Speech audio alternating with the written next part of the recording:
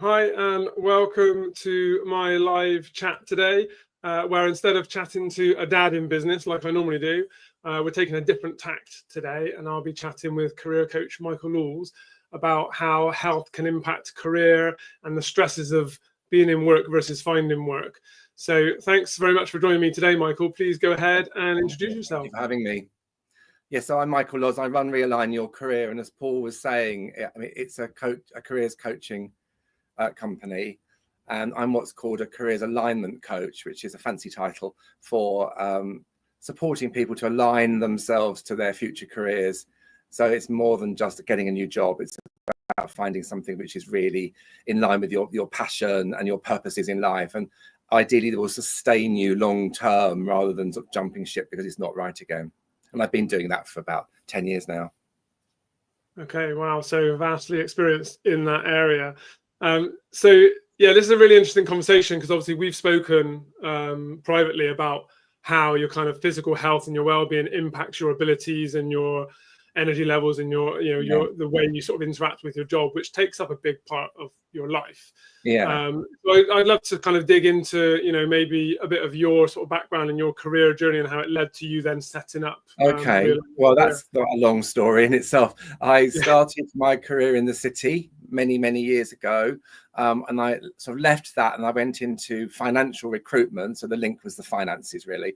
And then I was in the recruitment industry for quite a number of years in different sectors, not always in finance. But it taught me an awful lot about the job market and all the things you need to do to be successful. I mean, the recruitment industry is a tough old game, and it comes under a lot of criticism, and some of it rightly so, because there's not always brilliant practice, but it is really tough. And a lot of what people come up against are the clients not responding to the recruiter as much as the recruiter not being very responsive. So it's a tough old industry, but I learned a huge amount about the job market, and that's carried me through obviously into what I'm doing now. But then I left the recruitment industry and I retrained as a careers coach, and I sort of took a year out and went to university, did a postgraduate diploma in careers coaching, which was great, and really has stood me in good stead for what I'm doing now more than anything else.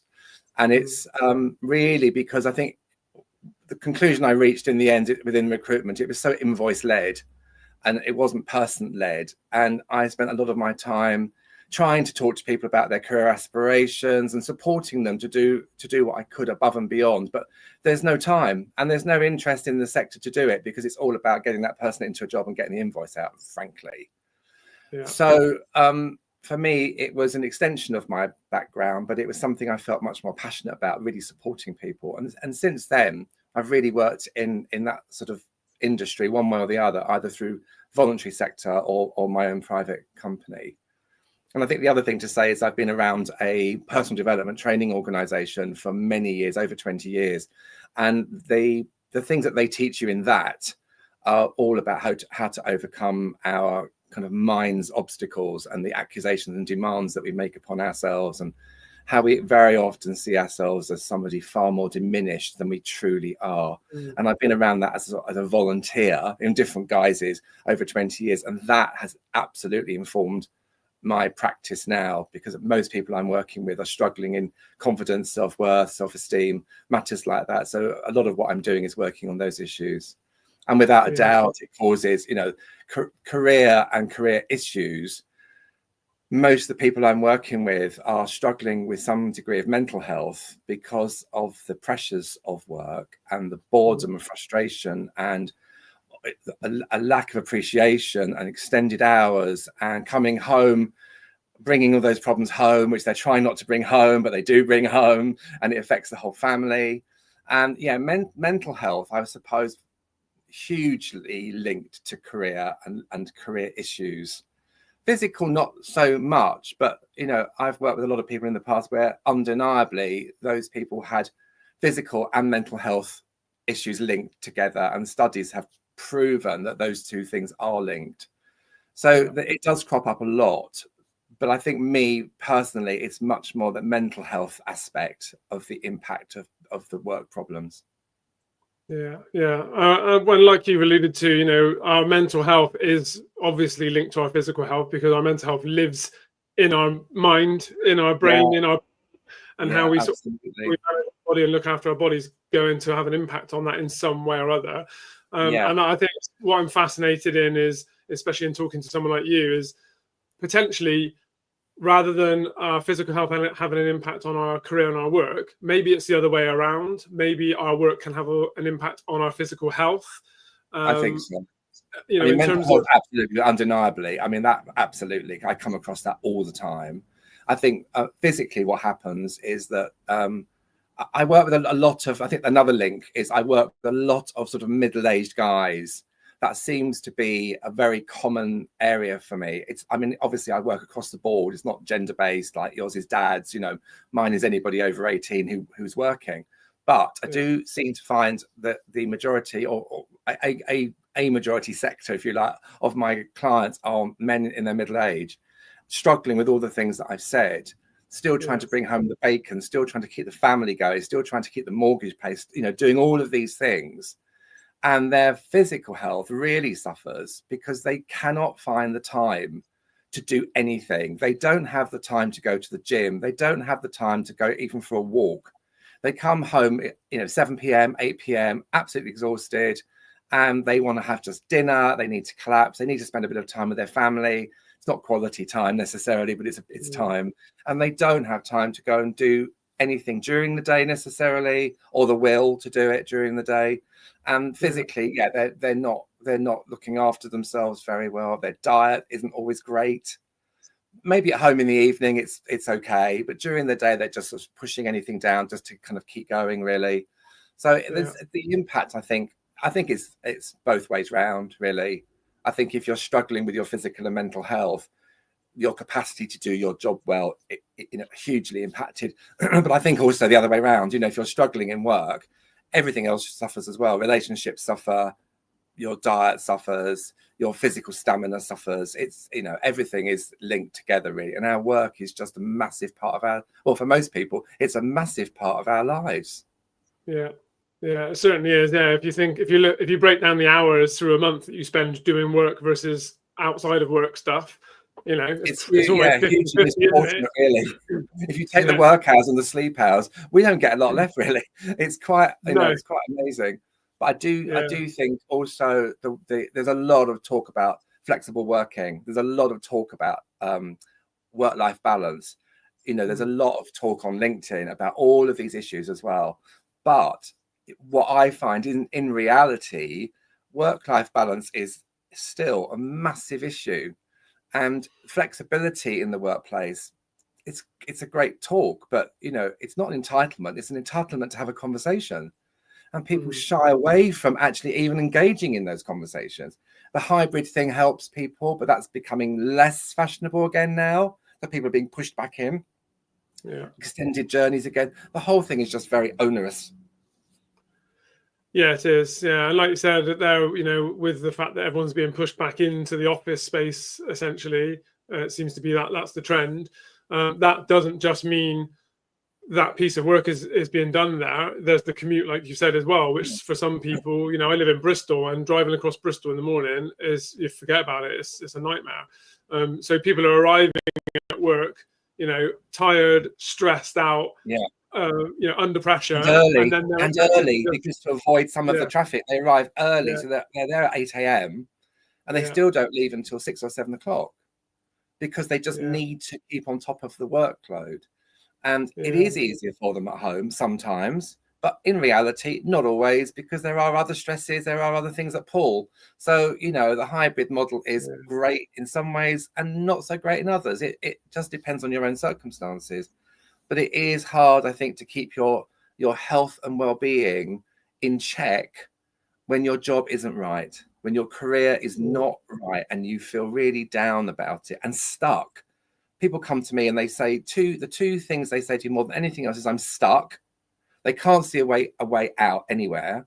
They struggle with imposter syndrome as well. So they don't even value what they're doing now that they're stuck in, which is ridiculous. But then they also say the expression, I'm not good enough. And that is kind of meaningless in itself, but it means a million different things to a million different people. And it goes hand in hand with being stuck. They don't see themselves as being sufficiently of value to go into something new and different. And that's the stress of it. They don't want to do it, but they don't see how they can change. And I can, because I work with it all the time. Yes. Yeah. And sometimes you need that extra insight and help from someone who's seen it a few times or a lot of times that help you to sort of break down those barriers a little bit, because it can be, absolutely. if you think about how big your career and your work is in that, like we said, in your life, to risk changing that, and it can seem like, you know, an impossible task almost, can't it? Absolutely. When you're looking ahead. And without a doubt, any job change, there's a risk, because, you know, you can go into what looks like a sure bet, something very similar just up the road with more money, and it can go wrong. So any job change is a risk. But if you don't take some risk, then you are stuck in the same job, same company forever. And although we don't tend to stay in the same company like we used to historically, there are still quite a lot of people who have been in companies 10 years plus. And if you reach a certain age and you've been somewhere sort of over 10 years, you start to feel left behind as well. The technology is changing, I mean, at a rate of knots, you know, so nobody can keep up with it unless you're, you know, very young and you've been brought up with all of that, and your education's been involved in all of the social media, all of the IT stuff and the techie stuff, and now the AI. So a lot of guys, not just men, I'm not being sexist at all, it's just that it tends to be more that way around still in our society. That's the reality. They have been in companies a long time, and they feel a bit sidelined and just not taken as seriously as they once were. They were once a pivotal, they're probably in a sort of middle management, senior management role, but they're already beginning to feel those youngsters nipping at their ankles. And they also get a sense that the powers that be quite like these young guys nipping at their ankles, and they're not really feeling very much support. So that's where a lot of my clients come from. They just don't know how to do the next 10 years there. They can't see it. They just can't see it. So it's not just that group of people. It's not. I mean, I often work with a graduate for some reason. They come back from uni these days. They can't afford to stay in their university towns anymore very often. They come home, they're back in their sort of childhood bedrooms, online, on games, on whatever they're doing. Excuse me. And usually it's one of the parents that approach me and say, can I support their offspring? And that is a conversation I have to have then with the child, their son or daughter. And of course, everything's completely confidential. There's nothing I would discuss with the parent. They're paying, and that's all. But, you know, they do need support, and they're not going to take it from mum or dad. They just don't want to take it from mum or dad. I mean, who does? When I was their age, it was like the last place I wanted was to go to my parents and ask for help. It was like, no. So they do need outside support. So I do work with people across the board. And it's not just men, obviously. Yeah. Well, I mean, it's obviously interesting, you know, obviously, like you said, I work with mostly with dads. And a lot of the guys I've worked with over the last couple of years, you know, when I sort of break down what their end goal is in terms of their improving their health in whatever way they want to do that, and I try and look past that and dig a bit deeper to see what's really going on underneath. And, you know, oftentimes it's about longevity, energy for to support the family, being a good role model, all those sorts of things. But actually, once we start digging into to what I like to call the environment around them, and, you know, that's home and work and their setup, often the work space and the work itself is one of the big stumbling blocks and is one of the big blockers. And so we actually end up doing a little bit of work, and, you know, me as a coach just sort of probing and asking questions, and them sort of figuring out what they might be able to adjust potentially at work, or if they can make any changes.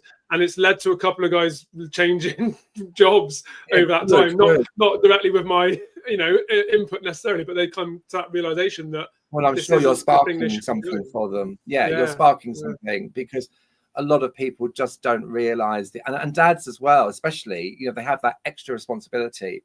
So they're coming home not just necessarily to a partner who may be unhappy with the fact they're not around very much, but also as their kids are growing up, they're not really spending much time with them. They're not really involved with them. They're tired, and it gets to the weekend and it is all just a bit too much, really. So I think being a parent in itself is exhausting. Whether you're at home doing that or whether you're out at work avoiding a lot of it, it's exhausting either way round. So I certainly, when I'm talking to these guys who are, you know, these sort of 40 plus, say, bracket of people, a lot of them are dads, of course. And they do cite those issues as being even more pressure to keep everything going, because everybody's expensive. Having kids is expensive. So they're talking about the lack of input they have in their lives, the lack of relationship they have with them because they can't spend time with them. It's all to do with the imbalance of work. And I'm not suggesting that you can leave your job and everything becomes perfect in your life.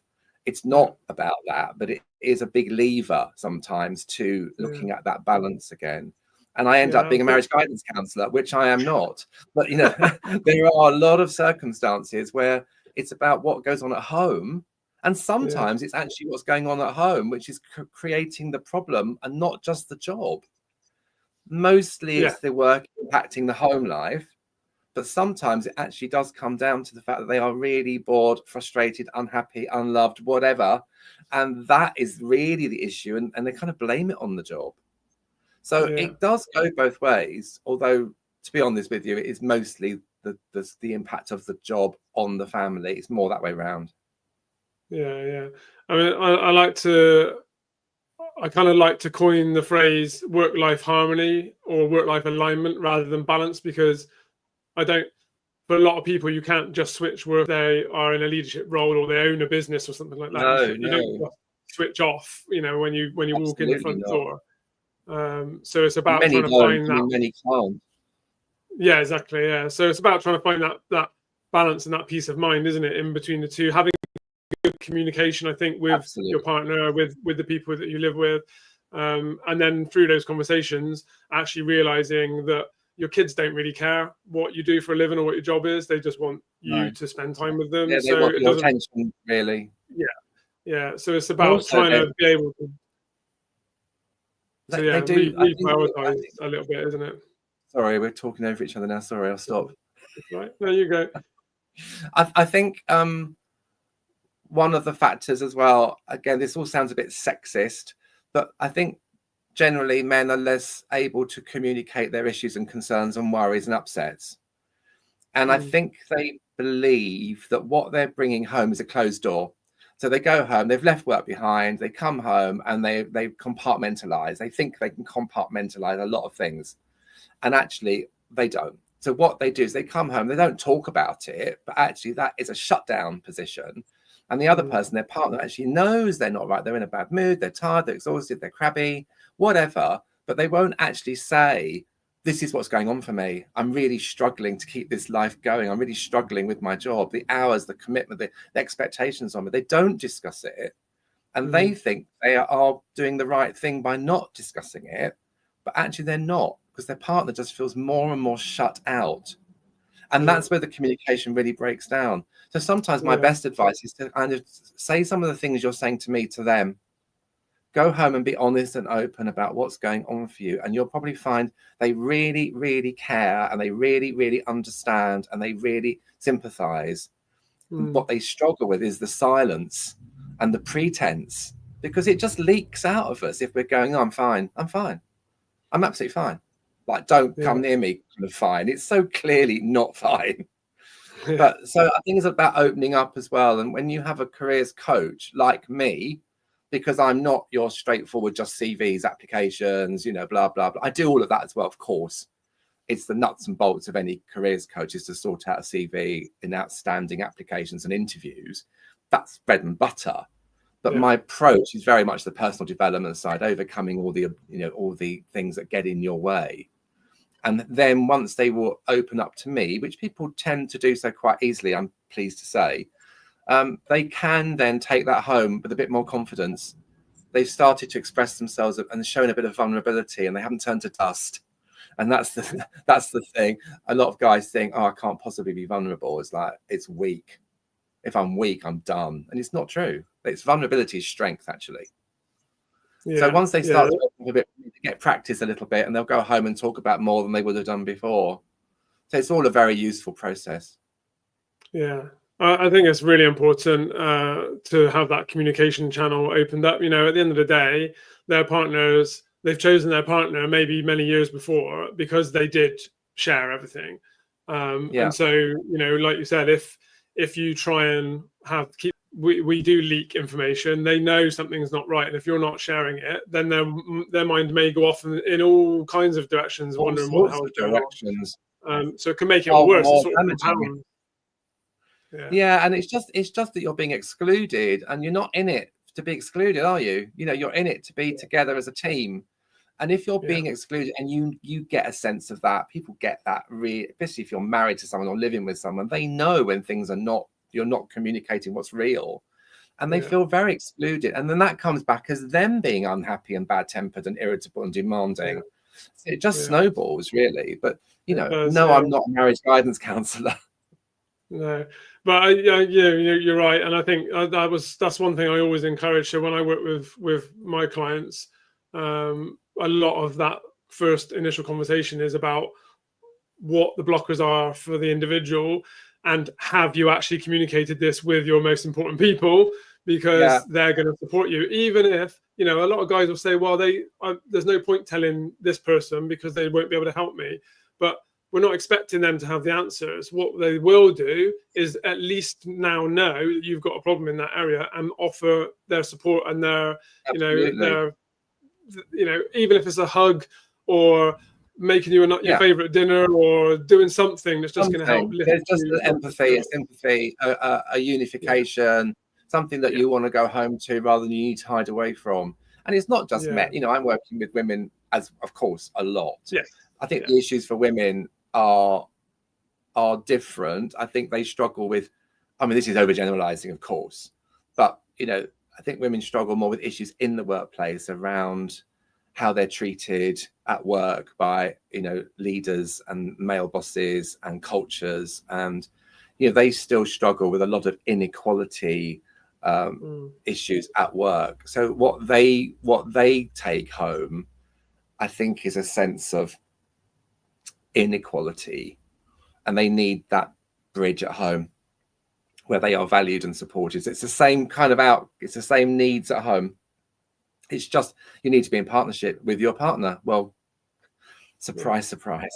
Surprise, surprise. Yeah, absolutely. And you know, like I say, that's one of the big points for me is, you know, is you have to communicate openly with those most important people, because at the end of the day, in a crisis, you would 100% lean on them. And so, you know, be proactive before you get to crisis point. You can see a problem building, go and be proactive and talk to those people, because they will help.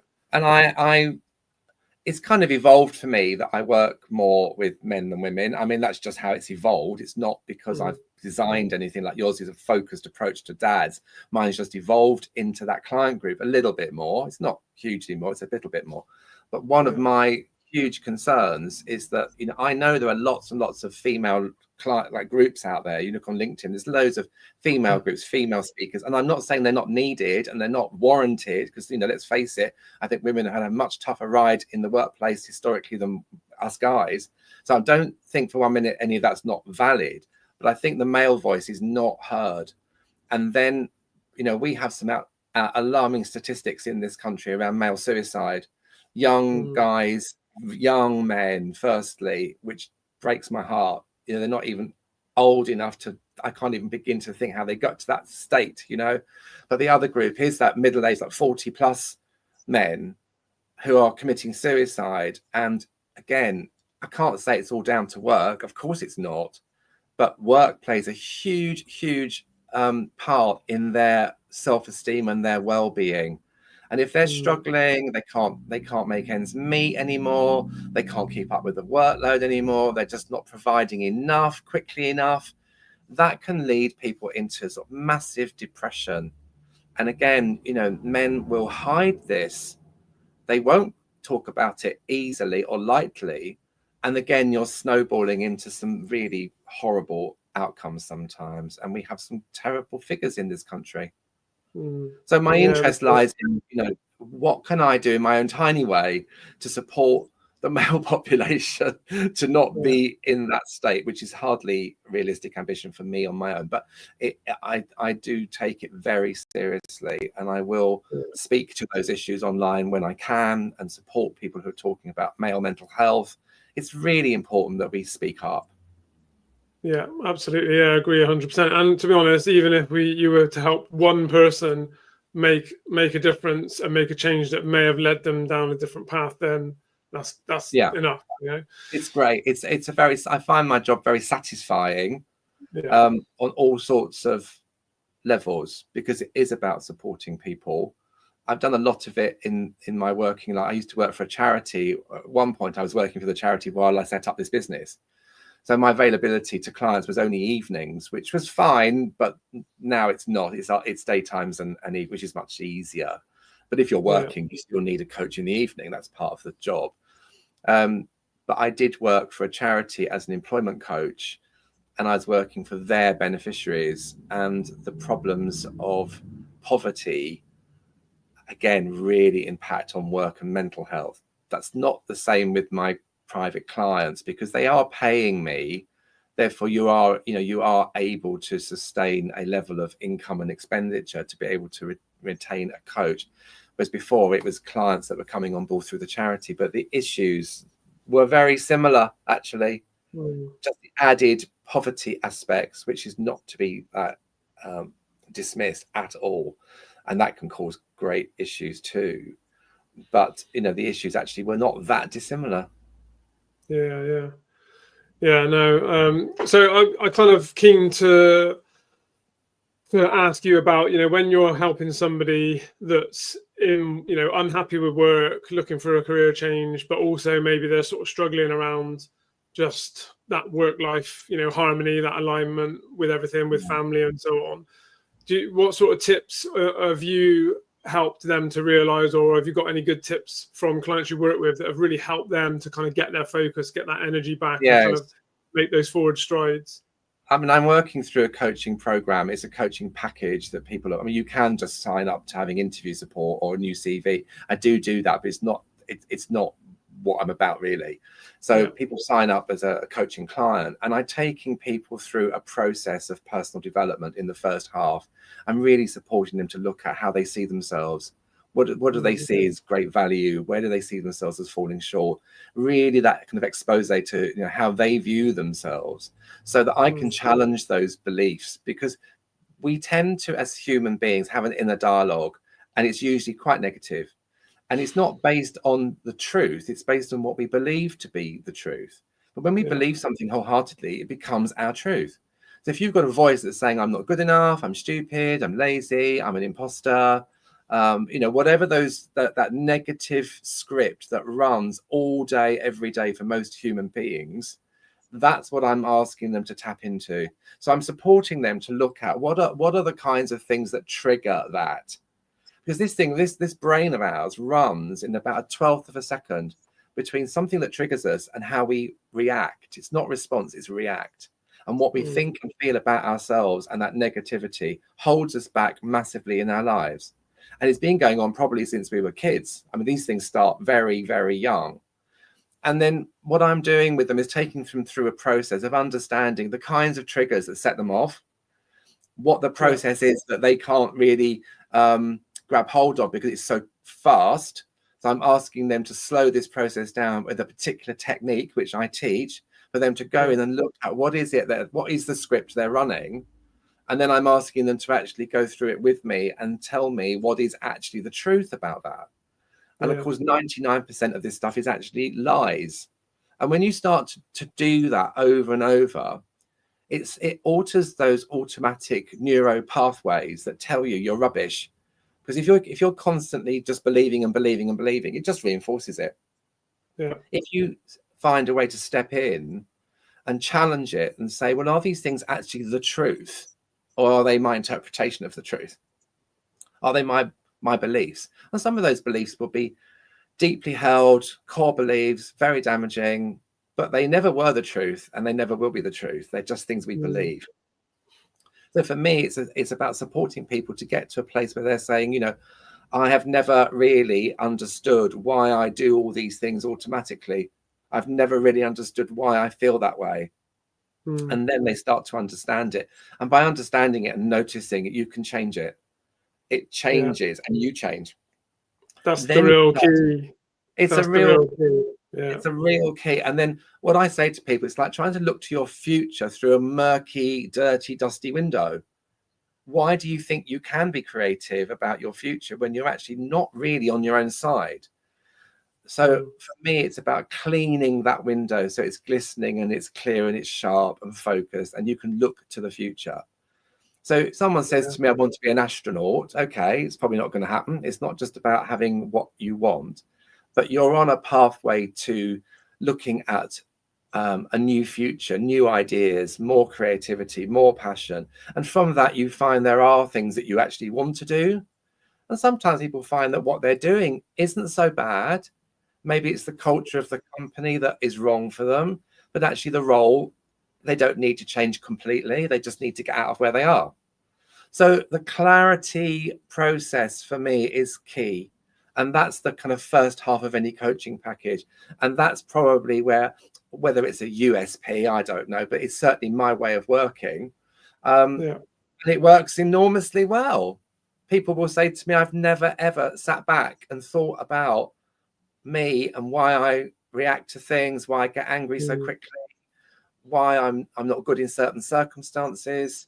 You know, all these sort of fears that we have that are inside us that we just don't understand really, and you need to be able to explore them with somebody where it's safe, and then to see really how to let go of those things when you actually start to see they're rubbish.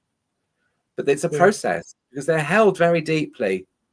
These things are not necessarily things that we're even conscious of. So that's the first half of the process. And then once somebody is really on board and on their own side and really believing in themselves, maybe in a way they've never experienced, I can help them to kind of put together a CV which really stands up, because they then really start to see the experience they've got and the skills they've got and the transferable skills they've got, and they can really acknowledge themselves. So they get a CV from me that's kind of with me. It's not just produced for them, off you go, because people don't take ownership of those either, really. They look nice, but that's about it. So I work with people to create a CV between us. And then once that's agreed, then it's into technique of how to apply, how to adjust, AI, how to do brilliant applications. And they need to be really brilliant these days to get anywhere. And then, of course, last but by no means least is the dreaded interview. So I'll spend quite a lot of time with people on interview techniques and how to approach it. But the key to the interview is that you're already on your own side. There's an undeniability about you if you go through this process. It doesn't mean you have all the answers to everything, but you're not going to sit there in a room thinking, I shouldn't be in here, I'm not good enough. That is what I don't want for my clients. I want them to be undeniable. So, you know, even if you can't answer a question, it doesn't mean that you're a failure as a human being. It just means you didn't know the answer to that question. Do you get the job? Who knows?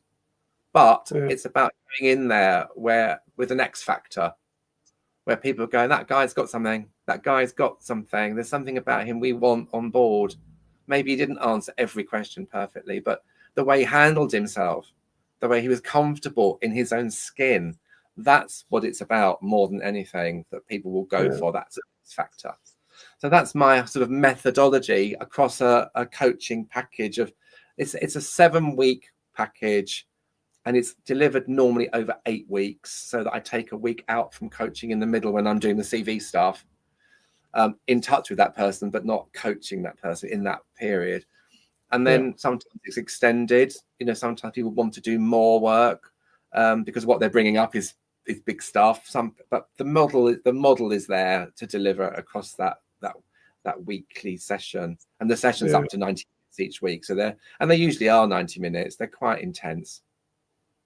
Yeah, no, I love that. I love the breakdown of how you do that. And I think that initial piece of work is, you know, arguably the most important piece, isn't it? Because like you said, that then enables them to actually turn up and you know, be fully aware of what they can do and how they feel about themselves. Absolutely, because you know, you can't really make those choices if you're not engaging with who you really are. So I just kicked my screen there, sorry. You were so excited, you kicked your computer. Getting passionate about my own offer, which I suppose is good, really. I mean, I am passionate about what I do. I am. You should be, you should be. Yeah, I mean, it's very similar in some ways to what I do. So again, it's about finding those blockers and figuring out Absolutely. the reasons for the behaviors that you have, what's really happening behind the Yes. scenes. It's not just these are my behaviors, this is what I do. This is why you're doing that, what the triggers are, what can we do about it that's bit maybe different, practicing some ways of making it different, and then building new behaviors over time. That's kind of what I do as well. So it's it is a very similar type of absolutely. type And of in our process. conversations, we've obviously discussed this, haven't we? And realized that there are synergies between what you're doing in your sort of niche of dads is only because that's a chosen niche. It's not about, you know, if you haven't got a child, it's still all the same stuff can apply. And the same for me with any gender. It does apply across. This stuff does apply. I think just it's less prevalent with where the issues that they bring to me are less about a lack of communication, because they communicate better in the main. I mean, again, I'm being very generalistic, but in the main. But women have other issues, as I say, around, you know, how it is to be in a still male-dominated world. Really, you know, they still struggle in some of those environments. So there are different issues to be, and they also impact them very negatively, and they will be believing stuff about themselves because of how they are being treated. You know, if you believe somehow that you're only worthy of some sort of abuse, that's kind of what you accept and put up with. So it's the same thing. It's just different, maybe some different issues, but actually not that dissimilar overall. Yeah, well, the power of the mind is very, very powerful indeed, isn't it? So like you've said all the way through this, if you believe something of yourself, then it's going to end up, you know, happening eventually. Even if it's not true. Prophecy, really. I mean, I can remember when I was young, having a lot less confidence than I have now, and I'm knocking on a bit now, and I've learned a lot of stuff for myself along the way, clearly. But when I was very young and I used to work for the stock exchange, which was kind of my early career, it wasn't of any interest to me really, but it was a good job. I ran a team there. It was a really good, exciting, dynamic role in a period of time when it was all that was sort of going on. But I was what you would call a big fish in a small pond, because in that environment, what I did was quite niche. So it wasn't that I had this spread of knowledge. I knew what I knew very well. And I was often headhunted in those days across the city and different stockbrokers and organizations, because they knew me really well, because the stock exchange sat in the middle of the whole world, really. And I used to come up with excuse after excuse after excuse not to go and work anywhere else, because it was the wrong location. I didn't like the reputation of that company. I didn't like that person. But underneath it, I knew in my gut that I didn't believe in my capacity. It was a total imposter syndrome. I couldn't really understand how I got to a point where I could do what I was doing in the stock exchange, having my own team, running it successfully, respected internally and externally, and still not really believing in me. So when other people wanted me to move out, I was like, no, I can't do it anywhere else. I'm getting away with it here, is what I used to say. No, you're getting away with it here. That limiting belief, isn't it? And that's definitely one that has to be worked on. Sort of opportunity. I mean, it wasn't where I wanted to head in the end anyway, clearly. But at the time, I know that the excuses that I made over and over were just that. It was me actually saying, no, I'm a fraud. I can't do it anywhere else. I get away with it here. So it happens across the board, all sorts of stages of our lives as well. So it's a big, syndrome is a big thing for everybody. And some people don't struggle with it at all. And some people do a lot, even though they're in quite senior roles. I'm really, I'm conscious of time because we've gone rattling on. I'd love to ask you then, before we sort of wrap up. So for you personally, have you got like a set of kind of daily non-negotiables or anything that you use to kind of manage your energy levels, your health and your vitality, to make sure that you're turning up as the best you can be for your clients and the best you can be for yourself? I would probably make a budding client for you. No, I do, and I don't. I'm no exercise, no. But having said that, I do go to yoga every week, and I do go to Pilates every week. And I find them both really supportive physically and mentally, both of them. They're different. I mean, one's tougher in a way than the other, but yoga is a little bit more of a spiritual intervention as well, which I find really supportive. I do have a gym membership, and I try to go 2 or 3 times a week, probably manage it twice. And you're never going to see me sweating buckets in there, I'm afraid. I'm a little bit like, I do what I do and I come out. So I do a routine, but I'm never really like flogging myself to death there. But I do that amount of exercise per week, which is more than I used to do. And I think that's coming from working from home I'm out and about doing a lot of networking events and things, which is great, but I'm predominantly working at home on my own. And I think also it gets me out, get out of the house, drive to the gym and do something, go to a class. It's not a social life as such, but during the week, sort of Monday to Thursday, I am working predominantly, and I do work in the evenings as well. I try to limit it to 2 or 3 max evenings. But the classes, I think, are a really good balance for me. Nutritionally, I'm not bad. I'm not brilliant. I used to drink a lot more. I don't. I used to smoke. I don't. I feel quite pure in those respects now. But I'm living on past glories, really. Diet-wise, I would say I'm okay. I eat quite healthily, but not as healthily as I could. But I'm not a bad example. I'm not dreadful, Paul.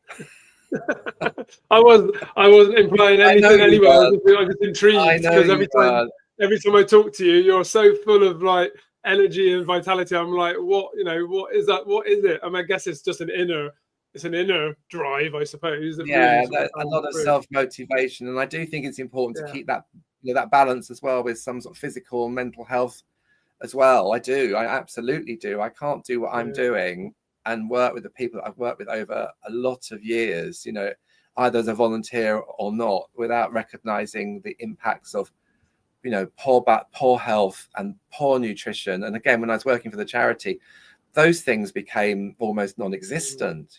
People didn't go and do gym memberships. They didn't have any money. They certainly would eat the cheapest food because they had to. So, for me, I've recognized the impact of those things and poverty in my life, not personally. I've been blessed. But, for me, it's important to have a work-life balance that includes exercise and nutrition as well. So I'm not a million miles away from where you'd want me to be. Yeah, no, that's good. And that's the thing, like, I think the key for me and the advice I always give is certainly when it comes to exercise, is to just do things you're going to enjoy, because then you'll keep doing it. If you try and do something, to 100% when 60 is good enough, what's the point of doing that? You're just going to give up and you're not going to enjoy it. So I'm a little bit black and white. Yeah. I tend to be one of those people that once I've had enough, nothing will make me do it again. Nothing. Yeah, like, I'm one of those. Like, I'm all right, and I'm all right, and as soon as I don't want to do it, I have to keep it within those boundaries that I know that I'm okay to get to do it.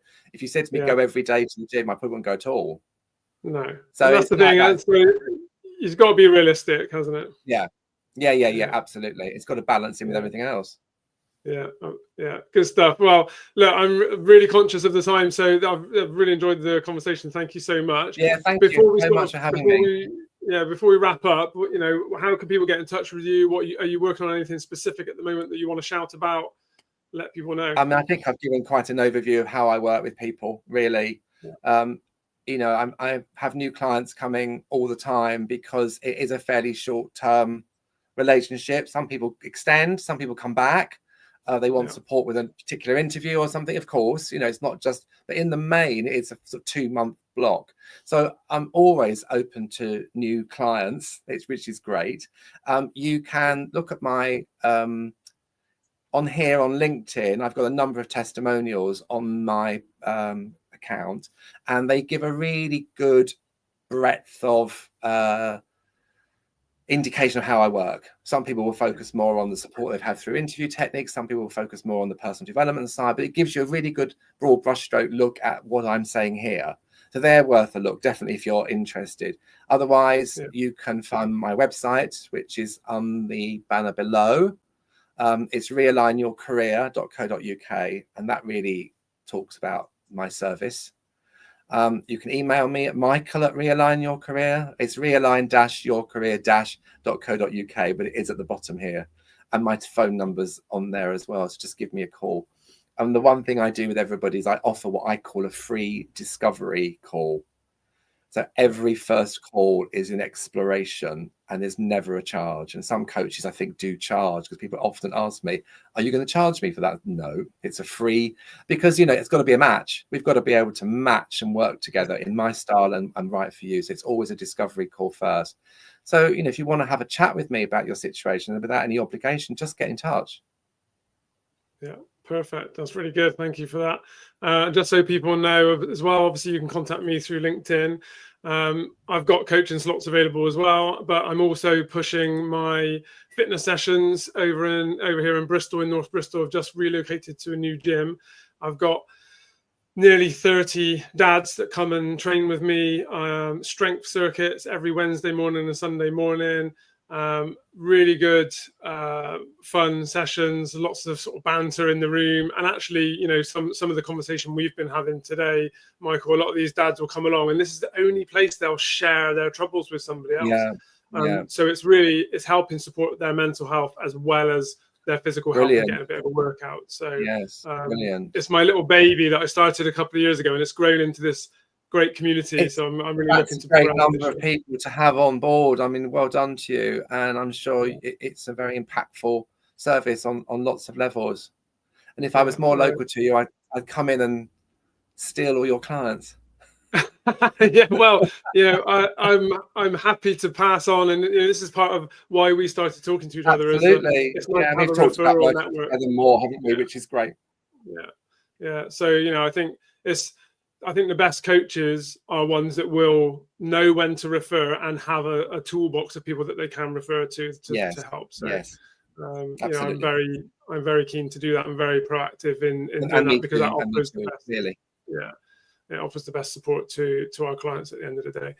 So awesome! Thank you so much again for your time today, Michael, and we'll catch you soon. Take care. Thanks. Bye. Bye-bye.